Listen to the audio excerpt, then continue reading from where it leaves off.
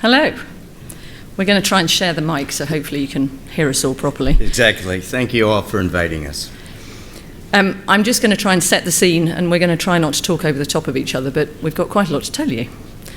So, as you're all aware, horses rely on the forage. There it is, sorry. Let's go back one. Here we go. They rely on the forage part of their diet to provide the necessary roughage for a healthy digestive tract. I'm quite often asked, I ask the question if someone could describe what they're feeding their horse, and it always interests me, and maybe they just tell me because I'm from a feed company, but they want to tell me about the hard feed and the supplements first. And I'm kind of interested in what the grass and the forage is bringing to the table, because we mustn't ever forget that part of the equation. I suppose the best way to consider it is the feed you choose will always work harder if it's on a platform of really good quality forage to start with. So for you all as thoroughbred breeders, the goal is to produce a sound athletic racehorse. We want it to win races, hopefully at the highest level. And so the weight production side of it that is a part of other species really doesn't come into it. And we need our grassland to make a nutritious feed contribution, and we also want it to be an exercise system all rolled into one. Because grass makes up such a large part of the horse's diet, we're looking for the best nutritional balance we can achieve, naturally. And obviously, within reason, that's what we're trying to base everything on to nurture the horses we're trying to produce. We have to allow for how choosy they can be about what they eat. You're all more than aware of this. Especially when there's too much grass put in front of them, they can really be very picky and selective at that point. And the other thing that really does need considering is what occurs in the paddocks when the horses can't eat the grass down at the same rate at which it's growing, or vice versa, which is where we slightly find ourselves at the moment, where maybe the paddocks are getting a bit overgrazed because the grass isn't growing very quickly, and obviously it doesn't grow at the same rate throughout the year anyway.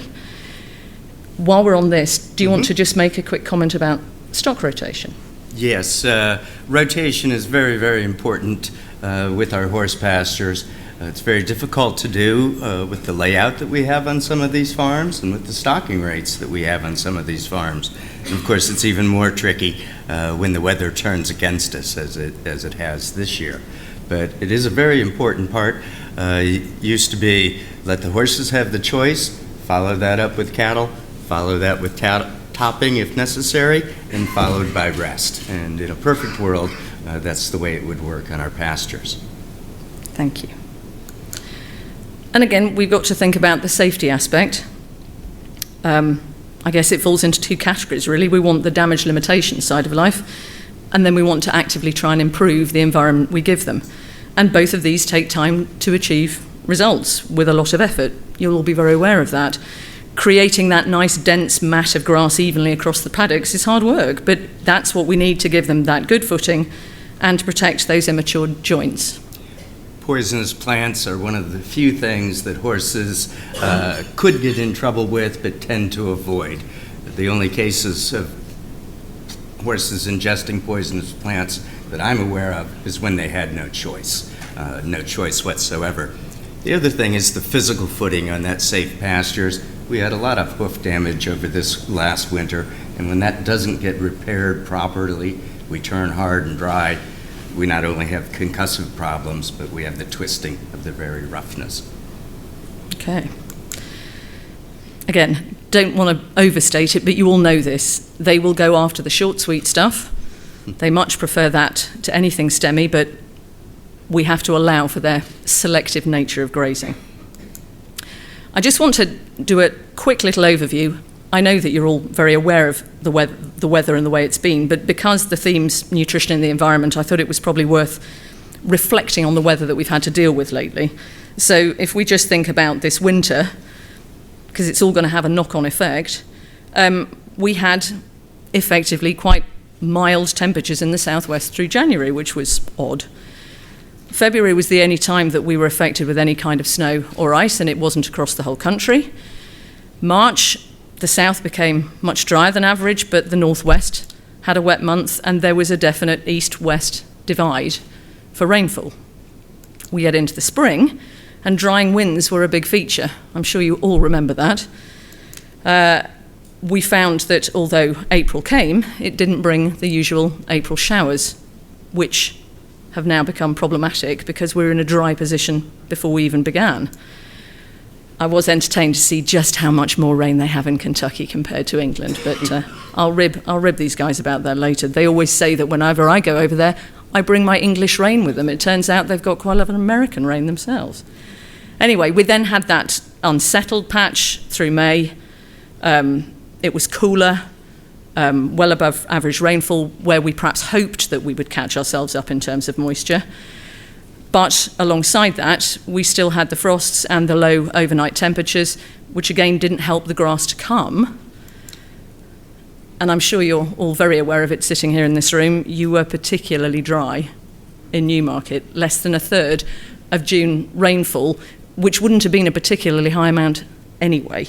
Now, Roger, you're always here at the same time every year. Exactly. What did you find in April, and what have you noticed this time? In March and April, we were wet. We had good moisture. The afternoon temperatures were very pleasant, but those cold overnights, every night, the grass was just sitting there. There was very little growth, even in late April, much less than there had been in the previous years, and I attribute that to those cold overnights. Then the spigot turned off. We got dry. We had the wind on that short grass, that drying wind, and the sunshine just sucks what moisture we have right out of the ground.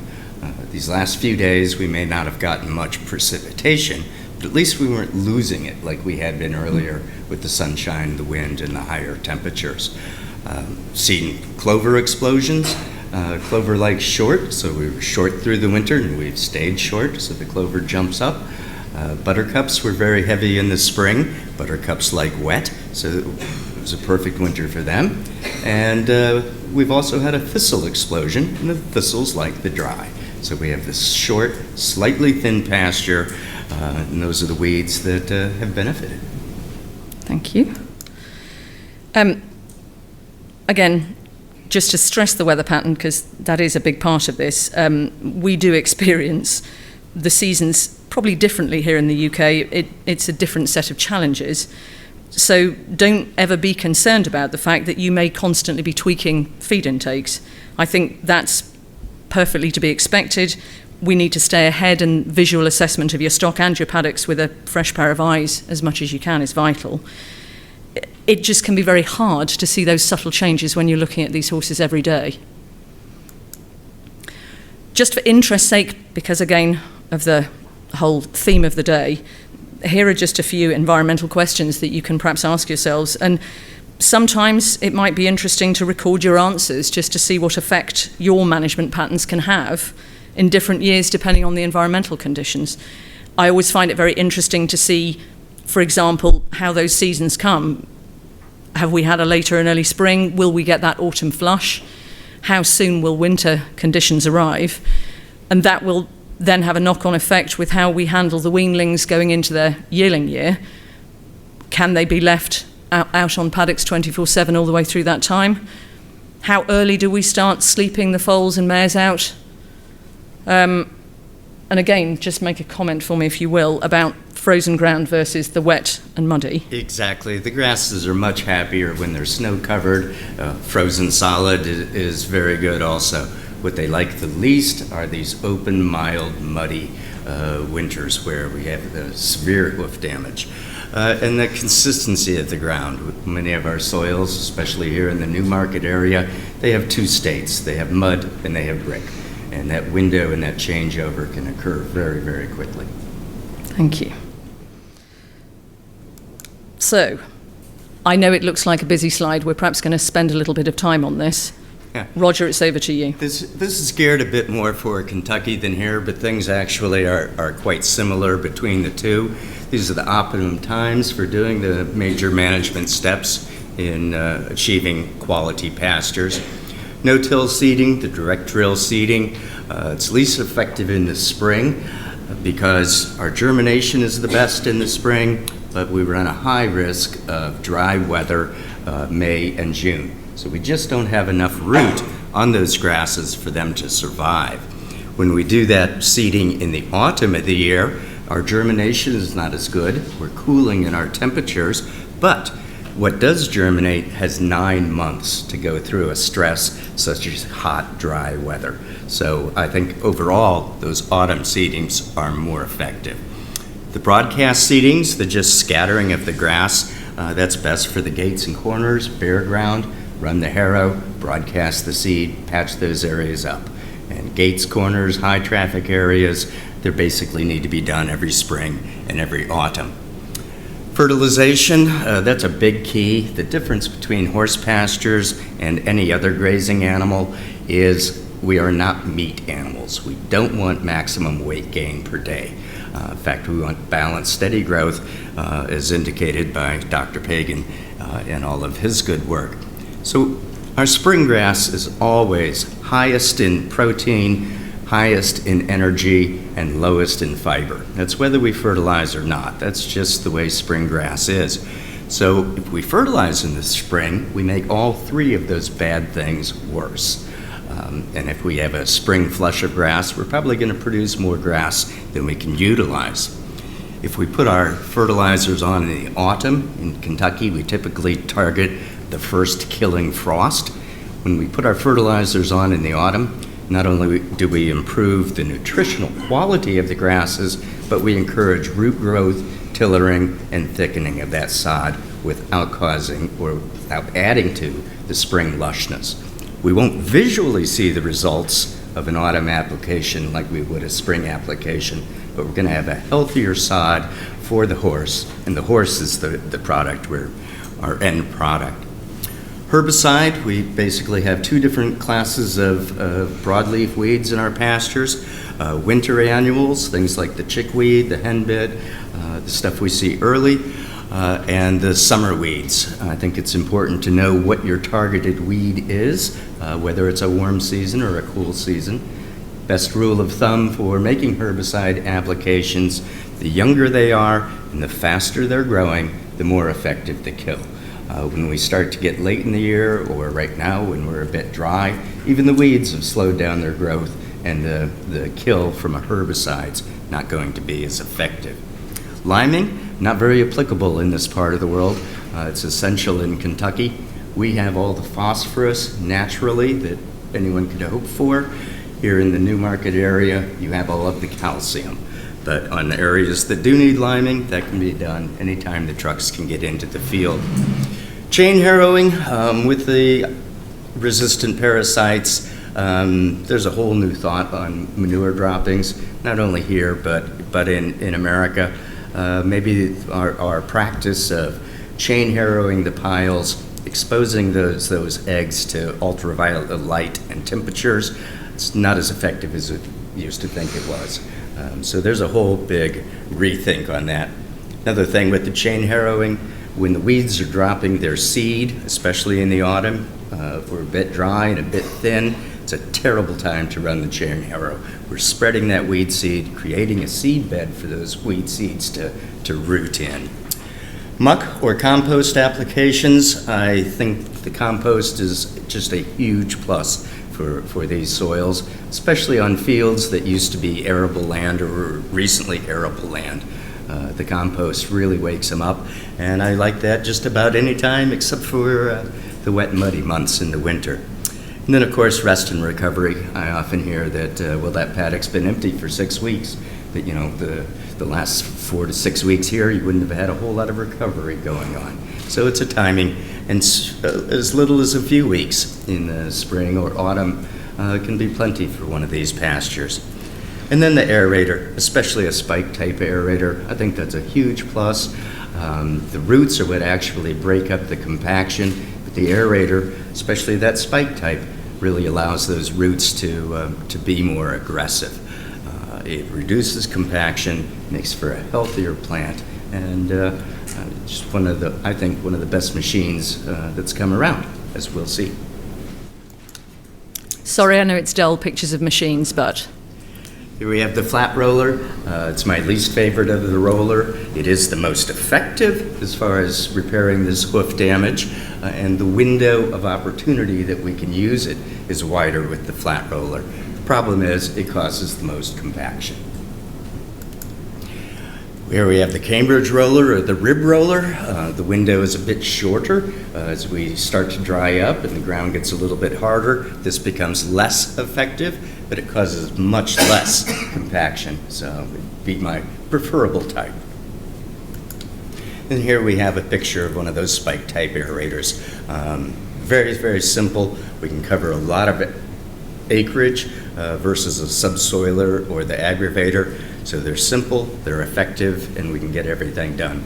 And I think it's a huge plus no matter what size your farm is. And this is the tine type of harrow, often called a grass harrow. Several different brands make it. This type is best for pulling out moss and removing dead grass from the ground. It was a very mossy spring this year.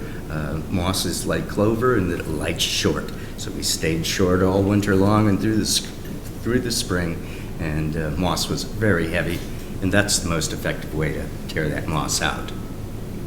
Okay, busy slide warning. Sorry about this one.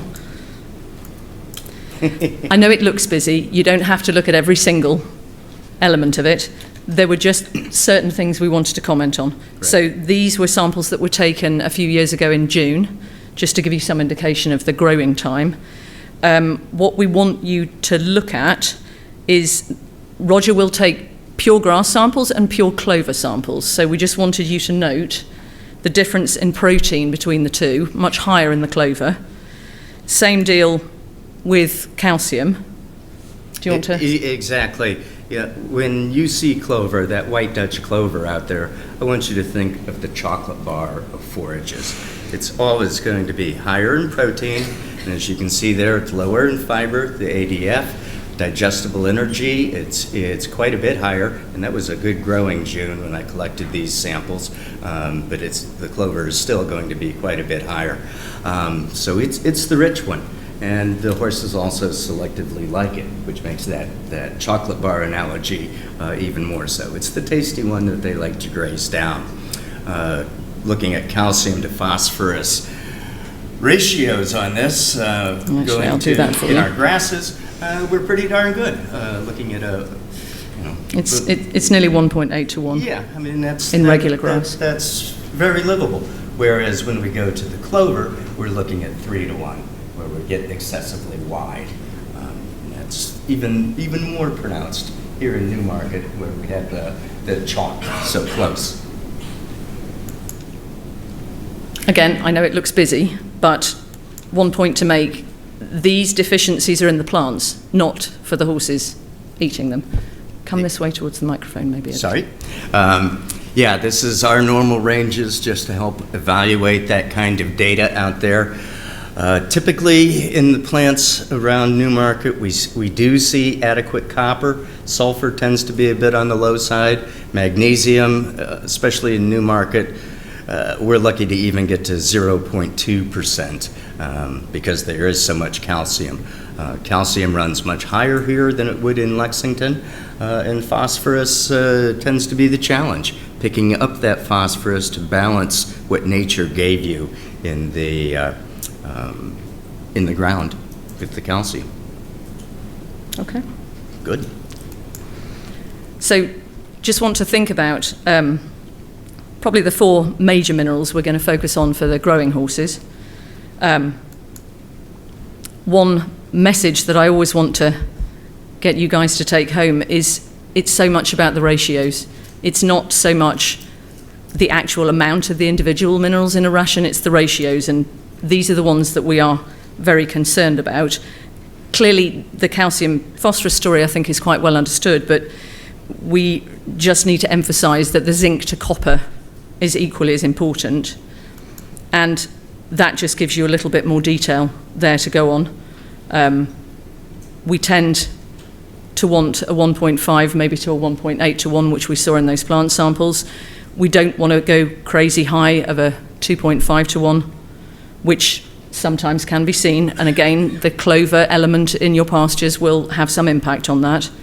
But it's, as I say, the zinc to copper scenario that we just want to get that story across, because it's not as well thought about, I suppose. In our pastures, we can manipulate that calcium to phosphorus ratio to some degree, but as far as getting the zinc to copper ratio correct, I would recommend doing that through the feed and not trying to do that through the pastures. Our studies of copper sulfate and zinc sulfate applications have actually shown a very poor uptake by the grasses. So I think that one's simplest to do through the feed. Sure. And again, it's easier than you think to over-fortify and unbalance. Even with your best intentions, you won't have meant to do it, but you just mix up the wrong types of forages, feeds and supplements together, and that can come across. There will be odd occasions when you might get some environmental contamination which brings an excess, but that would be relatively rare. Exactly. The type of environmental contaminations that I see the most are microscopic soil particles splashed onto the short grass, especially in the spring. So it's soil that we can't see, but the horses are eating it. They eat a lot of dirt, and the dirt's going to be high in iron and some of the other minerals, aluminum being a particularly bad one. So when we have very little grass, we're encouraging that contamination from soil particles on the outside. That was aluminium, everybody, by the way. No, it wasn't. So, sorry. That's fine. Let's just think about the situation we're currently in with quite a few mares, pregnant and lactating at the same time, which is kind of what we want them to do. We've bred them back specifically to get a foal next year. And although she might look like she's carrying enough condition, because the mares do look in pretty good order at the moment, the mineral portion of her diet is really critical for next year's foal. Want you to think about the 20th week of her pregnancy. That's when the mineral aspect becomes really important, and that's when your copper and zinc really kicks in. So don't wait for that last trimester. You've got to be strategic with your copper and zinc supplementation from week 20. So just for your interest, not being commercial, but our own balancer pellet has got 200 milligrams of copper in it. You'd easily make up the 250 she needs with your pasture, and we've got 550 milligrams of zinc. So you're not going to be getting her any heavier, but you're going to be making sure that you've got things right from week 20 for next year's foal. Equally, pasture alone isn't going to support the needs of your fast-growing foals. These two dudes here have got plenty to say, obviously. The grass is going to provide the energy, but it's not going to do the minerals. So please be mindful that you need to help them out at this point and support that growth.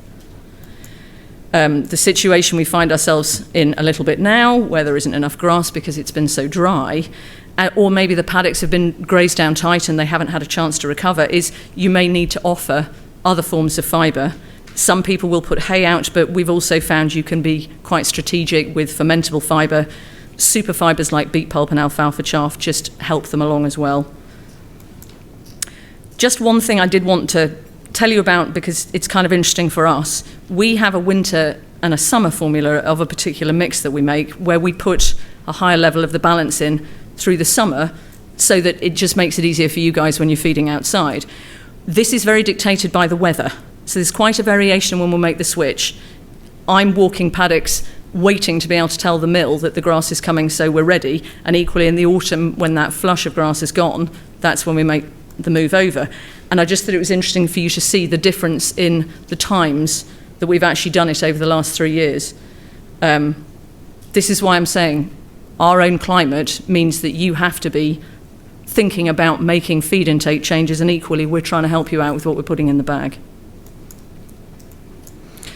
Just feel that it's worth touching on the 3 distinct and separate stages for feeding your mares, because the nutrient requirements in these 3 different stages really do differ considerably, and again, you need to be making those adjustments in their feeding program to accommodate the differences. If you think about the fact that during early pregnancy, forage really is going to be the main thing that the mare's going to be eating. We don't need to be feeding for 2 at this point. Her body weight isn't going to change hugely, and effectively don't overfeed her at this point and get her too heavy. When we get into that 3rd trimester, of course, at that stage, your protein and mineral requirements become particularly important, and energy requirements are also creeping up. But really it's to think about that lactating mare, and the amount of energy she needs would be equivalent to a racehorse in full training, which some people find that hard to relate to, but don't underfeed her.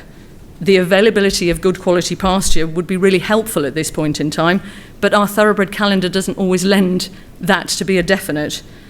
Joe was saying earlier about how you're possibly in a better situation if you're more likely to have your foals born in March and April rather than January and February. An awful lot of that is to do with the amount of available forage for that mare.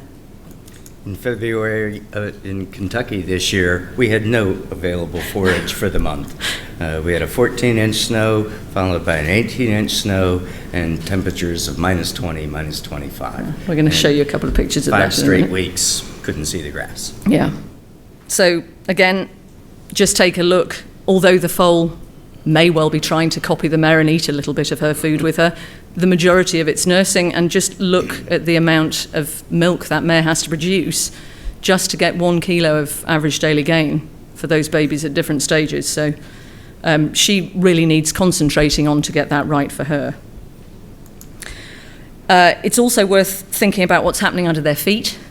I think we're probably more aware of it at the moment because the ground has been so hard for so long. And again, they will slightly compensate for that because they've got used to it. It's not as if it's changing, it's going from hard to soft, soft to hard quickly. But as Roger explained, hoof damage on poached land for little feet is not a great scenario. Hard and twisting when it's uneven. And unfortunately, there is a bit of epiphysitis that we're seeing because the foals are growing quickly and there's no cushion in the ground. And it's the exact circumstances where I would expect. We don't have a lot of cushion of grass. We have very hard ground. We have plenty of clover in many of these fields, and it's at a growthy time in the foal's life. So add those up together, and I would expect the epiphysitis. Yeah. Clearly, if you intend to race rather than sell your yearlings, you're going to manage them in a different way. You've got time on your side because you're not having to worry about a date in the calendar for your sale.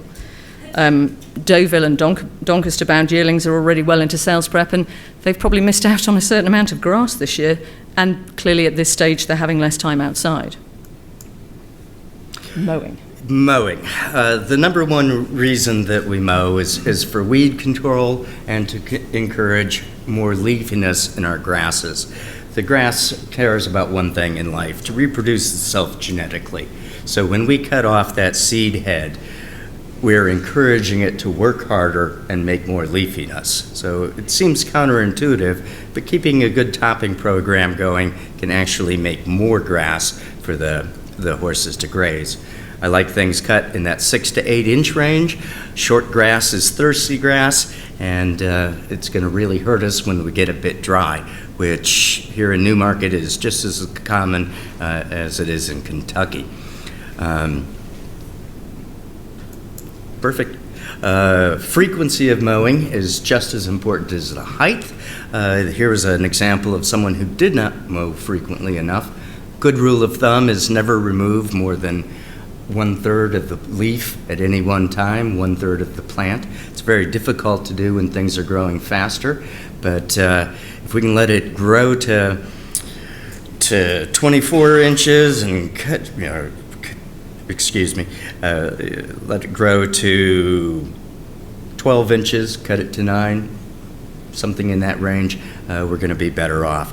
The excess clippings, not only is that hard on the plant, but that material is going to start growing molds perhaps, and those can be very harmful for the horses.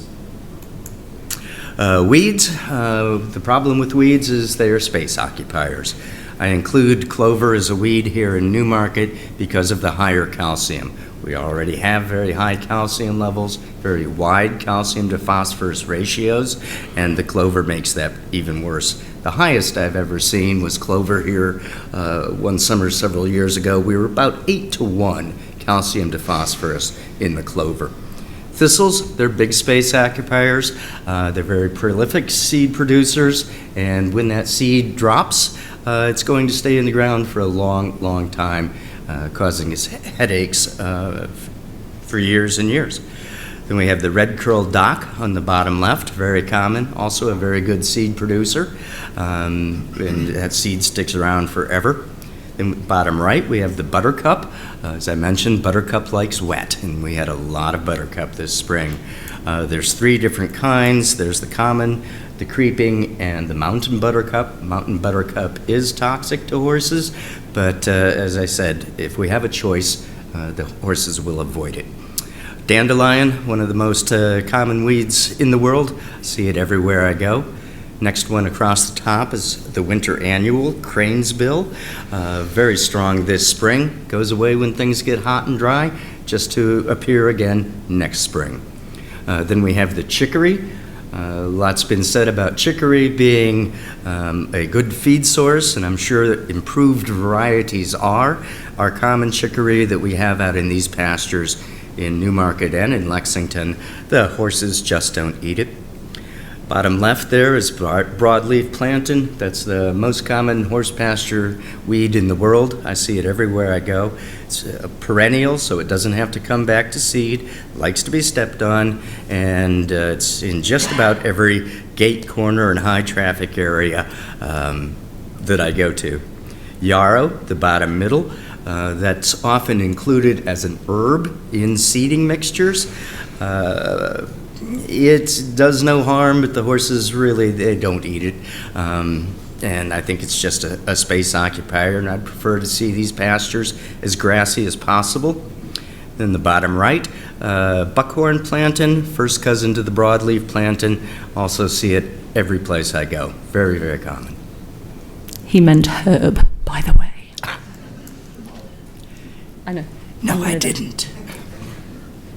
The mixed grazing cattle or sheep. Traditionally, I've always felt that cattle and sheep had no inherent good other than cleaning things off in the autumn.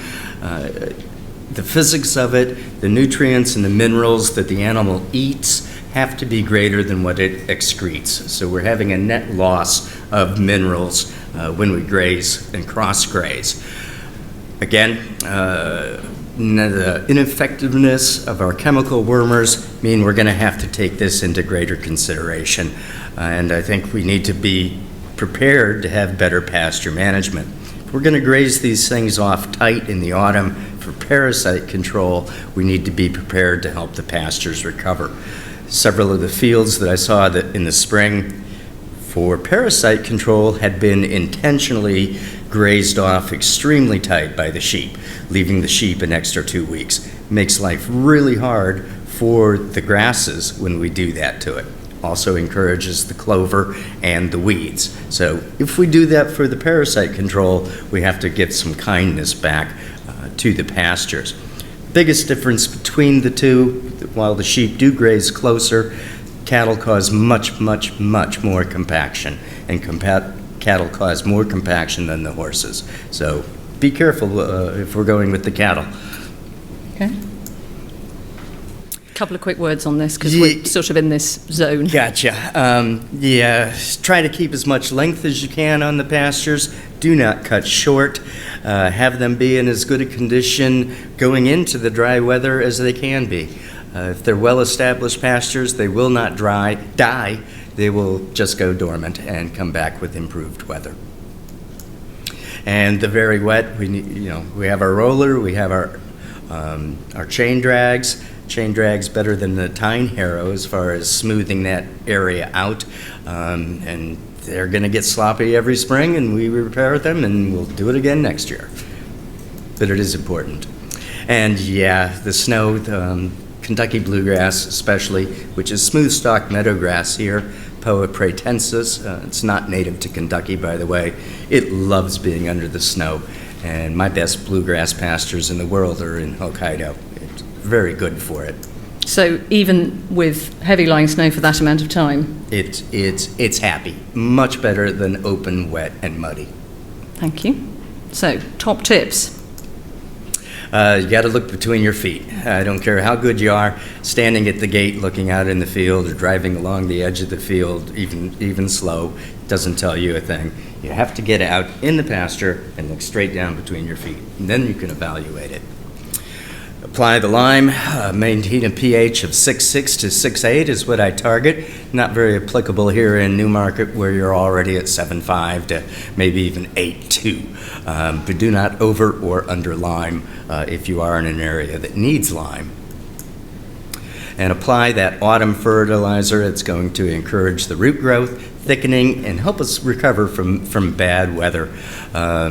Phosphorus and potassium, make those applications based on soil test. You cannot do it by visually. And try to keep the nutritional quality balanced and at a high level in the grasses. And seed. Don't be afraid to seed. Gates, corners, high traffic areas, every spring, every fall with some ryegrass is going to make for a better pasture. And keep that weed control. Using topping as your foremost method, and chemical control when needed. Thank you. A few top tips from me. I know this is very obvious because this is what we're talking about, but really, as I said, our feed will only work as hard as the good pasture that you put it on top of. Try and evaluate your nutrient intakes so that you can prevent those deficiencies and imbalances. Adjust that feed and feel comfortable to do it. We've got to try and reach appropriate body condition and support those growth rates. Weigh your feed, please. I like kilos, I can cope with pounds, but don't tell me bowls or scoops. This way you know absolutely what you're doing and you can be accurate. And this, I think, is a big one for me. Feed for what you see. You know, look at their body condition, think about the weather patterns, and think about what you know, the due dates of your mares, what your commercial plans are with your foals or your yearlings.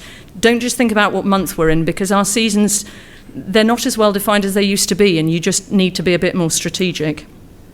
And again, it's always worth, as Joe had said, monitoring those growth rates of the foals regularly. That's a very helpful thing to do. So this guy's listening intently. I only got 1 out of 3 here, so I hope more of you are paying attention. Do nudge us if you have a question. We will skip on questions for now to get to move on, and we'll have hopefully just a few seconds for questions right before lunch today. So thank you, Polly and Roger, very much.